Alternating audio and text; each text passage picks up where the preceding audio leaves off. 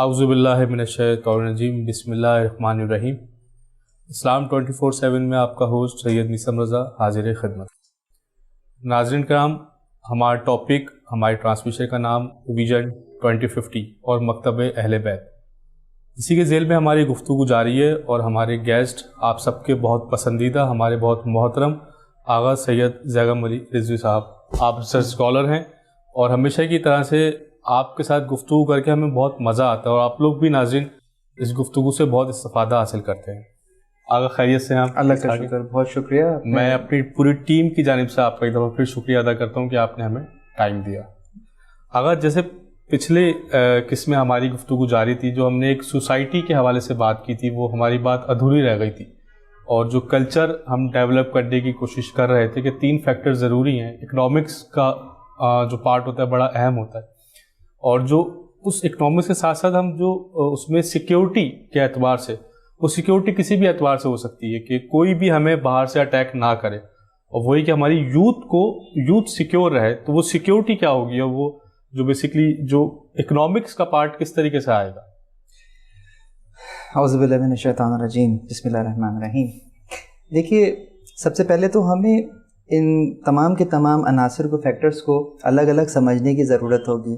Society کیا ہوتی ہے، کلچر کیا ہوتا ہے، اور پھر اس کے اندر آپ نے جس طرح سے اکنامک فیکٹر کو انوالو کیا، اس کی اہمیت کیا ہوتی ہے، اور پھر یوتھ وہاں پہ کہاں پر اس وقت اسٹینڈ کرتا ہے۔ دیکھیے، کلچر وہ انسکرپٹڈ رولز اینڈ ریگولیشنز ہوتے ہیں، کچھ نارمز ہوتی ہیں کہ جو کہ مختلف لوگ پریکٹس کرتے ہیں، جو کچھ گروپ آف پیپل پریکٹس کر رہے ہوں، کچھ نارمز کو، کچھ روایات جسے آپ کہتے ہیں ٹریڈیشنز کو جو لے رہے ہوں۔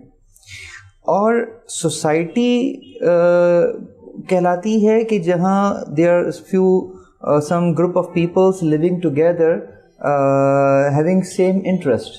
صحیح، کہ جہاں پر لوگ یا افراد جن کا آپس میں ایک جیسا ایک انٹرسٹ ہو، کہ کامن پوائنٹ پر جمع ہوئے ہوں، تو وہ ایک جگہ پر رہنا اس انداز سے پسند کرتے ہیں۔ اگر میں ایک ایسی ایگزامپل دوں، میں ہمیشہ کی طرح کہ جو کہ ہمارے ینگسٹرس اگر اس پروگرام کو دیکھ رہے ہیں تو وہ کیسے سمجھ سکیں گے، تو یوں سمجھ لیجیے کہ جیسے کہ موبائل اینڈرائڈ فون ہوتا ہے، تو اس اینڈرائڈ فون کے اندر اب 2 چیزیں انوالو ہو جاتی ہیں۔ نمبر 1، ایک تو اس کا فزیکل فیچرز جو اس کے اندر ہیں، یعنی کہ جو اس کا ہارڈ ویئر ہے، اور ایک اس کے اندر جو ہے وہ سافٹ ویئر اینڈرائڈ کا جو انسٹال ہوا ہے، جس کے اندر بہت ساری اپلیکیشنز ہوتا ہے۔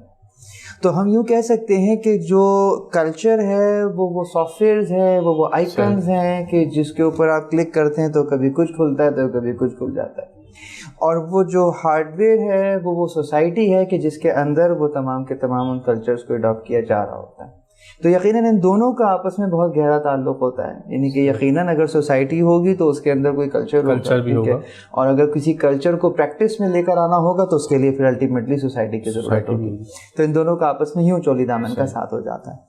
اب سوال یہ پیدا ہوتا ہے کہ جیسا کہ میں نے عرض کیا کہ کلچر جو کہ انسکرپٹڈ رولز اینڈ ریگولیشنس ہیں، جس کے اوپر بیس کرتے ہوئے ہم نے اپنا آگے کا سفر طے کرنا ہوتا ہے۔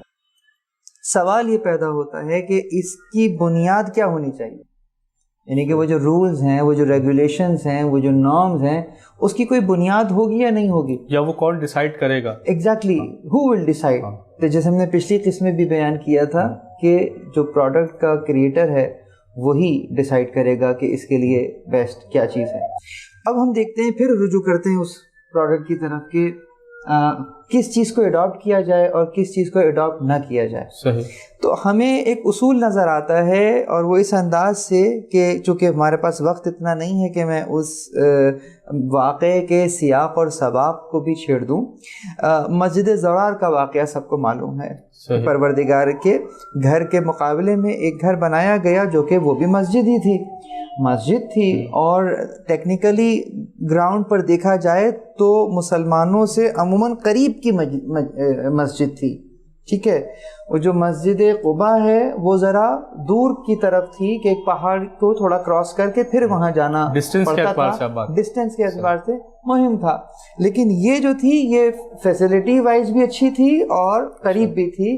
لیکن پروردگار نے ایک اصول دے دیا دیکھیں واقعے کو نہ دیکھیے، اس کے اندر چھپے ہوئے اصول کو دیکھیے کہ لمسجد اسس علی التقوی من اول یوم احق ان تقوم فیہ، اچھا، کہ وہ مسجد کے جس کی بنیاد پہلے دن تقوی پہ رکھی گئی ہے، حق رکھتی ہے کہ آپ اس میں کھڑے ہوں. یعنی یہاں پہ ہمیں ایک اصول یہ مل گیا کہ چاہے کوئی مکان ہو، چاہے کوئی زمان ہو، چاہے کسی بھی انداز کا کوئی رشتہ ہو، کسی بھی انداز کا کوئی تعلق ہو، اگر بنیاد میں تقوی نہیں ہے تو پھر پروردگار کی نظر میں اس کی کوئی وقت نہیں. پروردگار کی نظر میں وقت اس چیز کی ہوگی کہ جس کی بنیاد فاؤنڈیشن پلرز کے اندر جہاں تقوی ہوگا. یعنی پروردگار کو اپنے نام سے منسوب وہ گھر بھی گوارا نہیں ہے کہ جس کی بنیاد میں تقوی نہیں ہے. آپ اس مسجد کو کتنا سجائیے، آپ اس میں بہترین انداز کی دنیا کے بہترین ماربل بچھا دیجئے، کارپٹس پہ بھر دیجئے، مینار بلند کر دیجئے، اگر بنیاد میں تقوی نہیں ہے پروردگار کو نہیں چاہیے. ہاں اگر کوئی کچی مسجد ہے، ٹوٹی پھوٹی بھی ہے، لیکن اگر وہ تقوی کی بنیاد پر ہے تو حق رکھتی ہے کہ وہاں پر کھڑا ہوا. اور اس میں جو عمل ہو رہا ہے وہ بھی ناگوار ہے پروردگار اسی لیے نا کہ دیکھیں جہاں سے تقوی رخصت ہوگا تو پھر وہاں پہ کیا ہوگا، وہاں پہ فقدان کس چیز، تقوی کا فقدان کیا ہے، وہاں فسق اور فجور آ جائے گا، وہاں فساد آ جائے گا، وہاں پر پھر جوڑنے کی بات نہیں ہوگی، توڑنے کی بات ہوگی. صحیح. آپ آج کل کے معاشرے میں دیکھ لیجئے، یہاں پر پھر ہم دیکھتے ہیں جوان جب کسی سے دوستی کر رہے ہوتے ہیں یا ریلیشن شپ بنا رہے ہوتے ہیں تو وہاں پر بھی جو بنیاد اگر یہ قرار پائے گا کہ یہ چونکہ مجھے دنیا میں بہت فائدہ دے گا تو میں اس سے اپنے رابطے بڑھا لیتا ہوں، اور اس سے مجھے کیا ملے گا، اس کے پاس تو کچھ بھی نہیں ہے دینے کے لیے، تو میں اس سے اپنا قطع تعلق کر لیتا ہوں. ٹھیک ہے، پروڈکٹیوٹی کی طرف میں جاتا ہوں، میں اپنے کام کو، اپنے وقت کو پروڈکٹیوٹی یعنی کہ ایسی جگہ پر، فروٹفل جگہ پر میں اس کو سرو کرتا ہوں.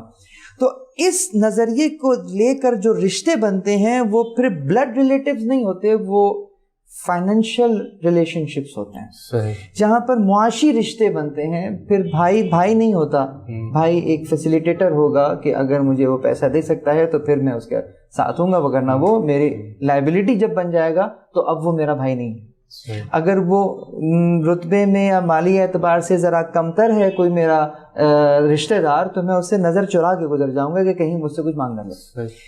اگر میں آپ کو یہیں پہ رکنا چاہوں گا کیونکہ ہمارے بریک کا وقت ہوئے. ناظرین کہ ہم بریک سے واپس آ کے دوبارہ اپنی ڈسکشن کو یہیں سے اسٹارٹ کرتے ہیں. السلام علیکم.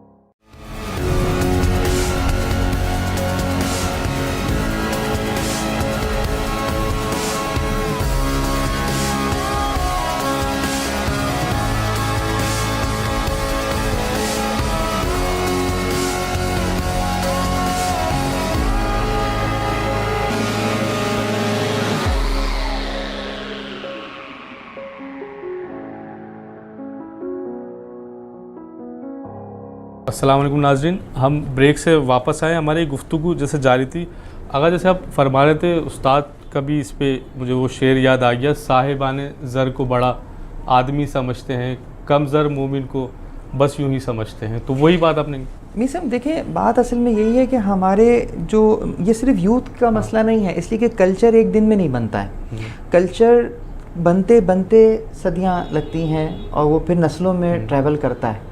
آج یوتھ کو بہت ساری چیزیں ورثے میں ملی ہیں اور یقیناً بہت ساری چیزوں کی بنیاد وہ رکھ رہے ہیں جو کہ ان کے آنے والی نسلوں کو ملیں گی. دیکھنا یہ ہے کہ کس چیز کو اڈاپٹ کیا جائے، کس کو اڈاپٹ نہ کیا جائے. ٹھیک ہے، میں یوں نہیں کہہ رہا کہ کلچر کا میں مخالف ہوں، میں کسی ماڈرنزم کا مخالف ہوں، نہیں، ایسا نہیں ہے. ہمیں دیکھنا ہوگا چونکہ اسلام کے اندر بہت سارے کچھ اصول ایسے ہیں جو اساسی ہیں، ٹھیک ہے، جن کو بنایا گیا ہے، اور کچھ یعنی کہ یوں سمجھیں کچھ اجرائی ہیں اور کچھ اساسی ہیں. تو اجرا کہ جن کو جاری رکھا گیا کہ پہلے بھی تھے اب بھی وہی رہیں گے. اب وہ آیا صحیح ہے کہ نہیں، یہ کیسے پتہ چلے گا؟ اگر صحیح ہیں تو جاری رہیں گے، اگر غلط ہیں تو روک دیے جائیں گے. ان کا جاری رہنا جو ہے شارع کی نظر میں فقط اگر اس نے ان کی کنٹینیوٹی کی طرف اوکے، جس کو ہم عام زبان میں کہیں کہ اوکے کر دیا ہے، انڈورس کر دیا ہے، تو وہ جاری رہیں گے. اس کا مطلب صحیح ہے، وہ صحیح ہے. لیکن ضروری نہیں ہے کہ ہر چیز جو رائج ہو، چلتی آ رہی ہو، وہ صحیح ہو. تو یہاں اسلام نے پھر وہی دیکھا ہے کہ بنیاد میں تقویٰ ہے یا نہیں ہے، کہیں حکم الہی پامال تو نہیں ہو رہا ہے. تو اس طریقے سے بہت سے قوانین ہیں. اب میں آپ کو اس طرف لے کر آتا ہوں کہ ہمارے جو معاشرے کی سوچ ہے وہ بہت زیادہ کیپٹلسٹ ہو کر ہم بات کو سوچتے ہیں. جیسے کہ آپ نے بھی کہا صاحبان زر کو بڑا آدمی سمجھتے ہیں اور کم زر مومن کو بس یوں ہی سمجھتے ہیں. ہم جسے امیر کہتے ہیں اصلاً امیر وہ نہیں ہوتا جسے ہم امیر کہہ رہے ہوتے ہیں. اچھا، اگر آپ کی بات کرنا پوائنٹ نکلیں، جیسے آپ نے ابھی پچھلے پروگرام میں کہا کہ سکسیسفل ہم کیا سمجھتے ہیں کہ سکسیس وہ نہیں ہے کہ جو ہم سمجھتے ہیں. آپ دیکھیے نا، اصل میں یہ سب ثقافت اسلامی کے الفاظ ہیں جو کہ ان کی روح نکل گئی ہے. اب وہ مردہ جسم باقی رہ گیا ہے، اس کی روح غائب ہے. امیر کسے کہتے ہیں؟ غریب کسے کہتے ہیں؟ ہم امیر کے مقابلے میں غریب کو لے کر آتے ہیں اور پھر کہتے ہیں امیر امیر کیوں ہے، اس کے پاس دولت ہے، اور غریب غریب کیوں ہے، اس کے پاس دولت نہیں ہے. یعنی کہ ہماری فکر دولت سے آگے سوچتی ہی نہیں ہے. ایک بھوکے سے پوچھتے ہیں کہ 2 اور 2 کتنی، تو کہتا ہے 4 روٹیاں. اس کو چاند کیسا دکھتا ہے؟ کہتا ہے بالکل روٹی کی طرح گول ہے. مطلب فکر چاہے چاند پر جا رہی ہو، چاہے اپنے مقابلے میں اپنے آس پاس کے لوگ نظر کر رہے ہوں، روٹی سے بڑھ کر سوچ ہی نہیں پا رہا یہ مادیت میں پھنسا ہوا انسان. امیر امر سے ہے. امر یعنی جو صاحب امر ہے، جس کے پاس خدا کا امر موجود ہے، جس کے پاس یہ اتھارٹی ہے کہ وہ امر کر سکتا ہے، یہ پروردگار عالم کے حکم سے قرار پائے گا. رسول اللہ ہمارے درمیان میں امیر ہیں، اور رسول اللہ کے بعد وہ کہ جس کے لیے رسول اللہ نص فرما دیں وہ امت کا امیر ہوگا. یہیں پہ کہا من اطاع امیری فقد اطانی، جس نے میرے امیر کی اطاعت کی اس نے میری اطاعت کی. یعنی جو اول الامر کی اطاعت کر رہا ہے وہ اول الامر کے جس کی طرف رسول اللہ اشارہ فرما رہے ہیں تو وہ یقیناً ہمارا امیر ہے. اگر عثمان بن حنیف مٹی کا گارا گوندھ رہے ہوں اور ان کو مولا علی کی طرف سے پیغام موصول ہو کہ آپ کو ہم نے فلاں جگہ کا امیر بنا دیا ہے، تو اگرچہ ان کے پیر مٹی میں لت پت ہیں، اگرچہ ان کے پاس رہنے کے لیے کوئی ڈھنگ کا مکان بھی نہیں ہے، پہننے کو ڈھنگ کے کپڑے نہیں ہیں، لیکن عثمان بن حنیف مولا کی طرف سے امیر ہیں. اور اگر کوئی شخص صاحب زر ہو، جس کو صاحب ثروت کہتے ہیں، لیکن اگر وہ یقیناً صاحب تقویٰ نہیں ہے، پیسہ تو بہت ہے اس کے پاس، امیر نہیں کہلائے گا، کہیں صاحب ثروت ہے. امیر تو وہی ہے کہ جس کو خدا اور اس کا رسول انڈورس کر رہے ہیں. یہاں سے نکلتا ہے امیر. غریب بھی اسی کے مقابلے پر ہے. غریب وہ نہیں کہ جس کے پاس پیسہ نہیں ہے، غریب وہ کہ جو کہ تنہا ہو، جس کو لوگ چھوڑ دیں، جس کو کوئی مدد نہ کرے، جس کو مددگار میسر نہ آئے. چونکہ ہم دوستی بھی پیسہ دیکھ کے کرتے ہیں اور حکم بھی وہی دیتا ہے کہ جس کے پاس پیسہ ہوتا ہے، تو ہمارے معاشرے نے سمجھ یہ لیا ہے کہ پیسہ ہی وہ اتھارٹی ہوتا ہے کہ جس کے پاس ہو اس کو حکم دینے کا رائٹ ہے، اور جس کے پاس پیسہ نہیں ہے اس کو کوئی حق نہیں ہے زبان کو کھولنے کا اور اپنی آواز بلند کرنے کا، وہ بس اس کو ایکسیپٹ کرے گا. تو یہ کیپٹلزم ہے. یہ ہم مادیت میں پھنس گئے. اور یہ سوچ فقط یہیں ٹھہری نہیں ہے. یہی سوچ جب ایک طالب علم کے پاس آتی ہے تو وہ یوں دیکھتا ہے کہ مجھے پیسہ کہاں سے زیادہ ملے گا، میں کون سی فیلڈ چوز کروں، مجھے الیکٹرانک انجینئر بن جاؤں یا ڈاکٹر بن جاؤں یا کیا. اس کے ذہن میں وہ کوئی فیلڈ ہی نہیں ہوگی کہ جو کہ ظاہری طور پر اس کو کما کے نہیں دے رہی ہوگی. صرف پیسہ ہوگا اس کے دماغ میں پھر بھی پیسہ ہے. وہ تعلیم کو بھی پیسے میں تولے گا، وہ علم کو بھی پیسے میں تولنا لگے گا. تو پھر علم یہ بہت ہی ایک کلیدی نقطہ ہے، اور وہ یہ کہ اب جو حاصل کیا جا رہا ہوگا اصلاً وہ علم حاصل نہیں کیا جا رہا ہوگا، وہ تو ایسی ٹیکنکس حاصل کی جا رہی ہوں گی کہ کس سے پیسہ زیادہ بنایا جائے. یہاں پر ایک بہت اہم نقطہ ہے کہ پھر مجھے اتنا چاہیے ہوگا جتنے سے مجھے جاب مل جائے. مجھے سیکھنے کے لیے کچھ نہیں چاہیے ہوگا، مجھے علم، فہم، فراست، یہ سب چیزیں اب گھر میں رکھی ہوئی اچھی لگیں گی. مجھے مارکیٹ اورینٹڈ جسے ہم کہتے ہیں مارکیٹ اورینٹڈ، یعنی کہ جو کما کے دیں، مجھے وہ چیزیں چاہیے ہوں گی. تو یہ ایک بہت بڑا ظلم ہے کہ ہم اس وقت کرتے ہیں. خود اس وقت سائنس سبجیکٹس میں لے لیجیے، آرٹ سبجیکٹ کو لے لیجیے، آرٹ سبجیکٹ کے ساتھ جو سلوک ہوتا ہے کیا ہوتا ہے، یعنی کہ اگر کسی بچے کی پرسنٹیج نہیں آ سکی ہے تو اس کے لیے آرٹس ہے کہ اب تو تمہارا سائنس میں ایڈمیشن نہیں ہو سکتا، تم آرٹس کی سبجیکٹ لے لو. یعنی کہ آرٹس کو ہم نے ایک ڈیگریڈ اپنے ہاتھ سے خود کر دیا. جو ویورز اس وقت مجھے دیکھ رہے ہیں وہ میری بات کو یقیناً انڈورس کریں گے، گواہی دیں گے. یقیناً آپ کے ہاں اگر آپ کا بچہ او لیولز کر رہا ہے یا اے لیولز کر رہا ہے اور وہ کہیں ٹیوشن لے رہا ہے، ٹیوٹر آتا ہے، تو اس کی جو سیلری ہوگی وہ کم از کم ایک سبجیکٹ کی 15,000 to 20,000 ہوگی، جو کہ فقط ایک سبجیکٹ کی ہوگی. لیکن اسی بچے کو جو قرآن پڑھانے آ رہا ہوگا اس کو 500 روپے ہم دے دیتے ہوں گے. یہ ہماری نظر میں قرآن کی ویلیو ہے، یہ ہماری نظر میں ان علوم کی ویلیو ہے. ٹھیک ہے، کیوں؟ اس لیے کہ فزکس کما کے دیتی ہے، قرآن کما کے نہیں دیتا. سمپل سی، قرآن جو ہے وہ آپ کی کوئی گاڑی بنگلہ یہ نہیں لے کر آ جاتا، لیکن وہ ہمیں کما کے دیتی ہے. تو ہم اس کو اسی انداز سے حاصل بھی کرتے ہیں.